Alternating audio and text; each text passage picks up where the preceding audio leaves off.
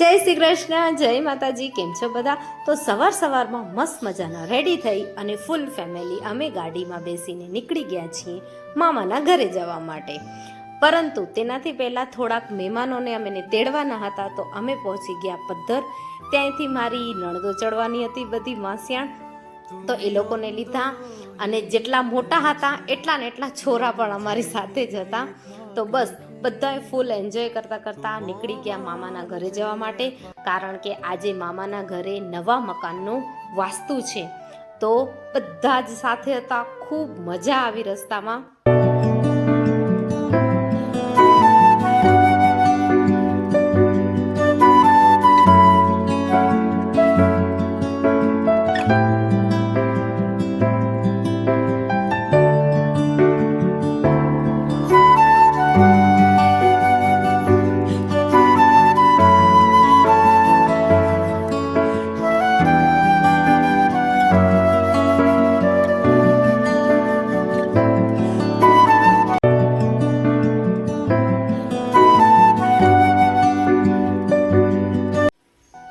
તો વાસ્તુ નિમિત્તે સૌથી પહેલાં તો માતાજી તેડ્યા હતા, રાંદલમાના દર્શન કર્યા.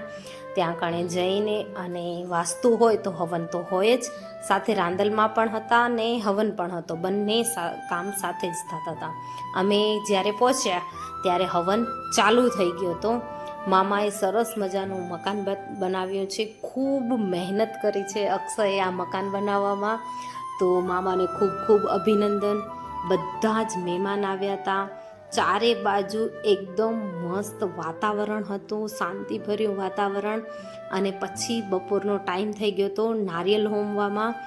તો મામાના ફૂલ ફેમિલી સાથે જ હતા બધાએ, 2 ભાઈ, એમની વાઈફ, એમના બાળકો, બધા જ સાથે. અને આખો પરિવારને સાથે જોઈએ તો મનમાં જે ખુશી થાય, ઈશ્વરને થેન્ક યુ કહેવાની ઈચ્છા થાય કે ભગવાન બધાને સુખી રાખે, સ્વસ્થ રાખે. તો બસ અમે પણ ઈશ્વર પાસે એ જ પ્રાર્થના કરી.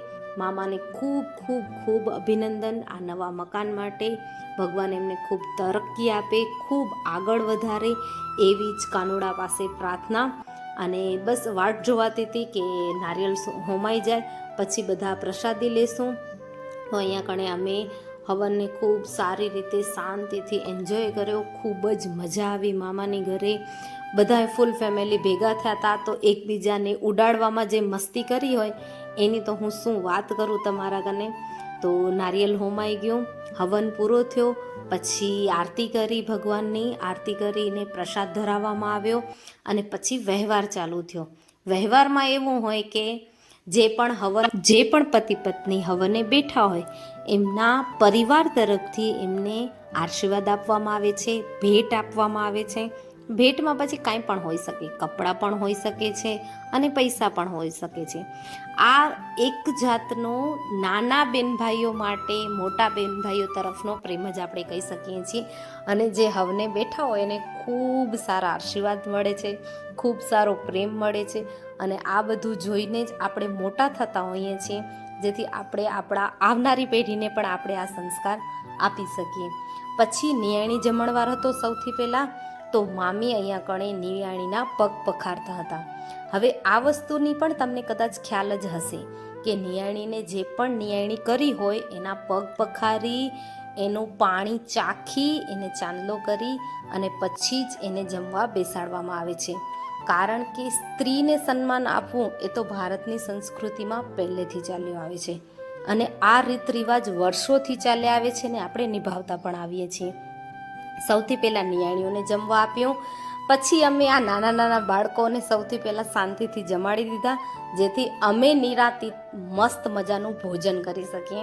અને ભોજન એટલું મસ્ત હતું, સરસ મજાના ગુલાબજાંબુ, અને મજા આવી ગઈ. બધા ભાઈઓ જમણવાર પીરસવામાં હતા, તો બધાને ખૂબ મજા આવી. પરિવાર સાથે હોય તો મજા આવે જ. પછી અમે પાછા આવ્યા ઘરે. રસ્તામાં એક એક્સિડન્ટ પણ જોયો અને પહોંચી આવ્યા ઘરે. ખૂબ જ મજા આવી. ફ્રેન્ડ્સ પરિવારની સાથે હોય ને તો કાંઈ મજા જ આવે. પછી આવીને ફટાફટ ચાય પીધી.